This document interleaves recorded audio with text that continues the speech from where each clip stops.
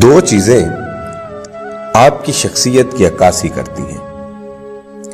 एक आपका सब्र जब आपके पास कुछ ना हो, दूसरा आपका बर्ताव कि जब आपके पास सब कुछ हो।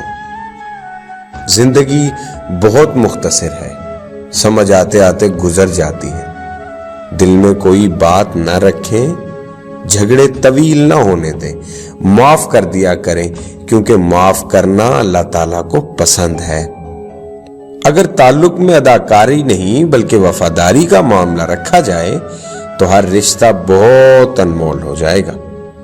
खुद को किसी का आदी ना बनाए कि आपकी खुशियां उसकी फुर्सतों और उसके मूड की मोहताज होकर रह जाएं। जिनको गुर्बत की वजह से हम शादियों पर नहीं बुलाते, वो सबसे पहले हमारे जनाजों में शरीक होते हैं।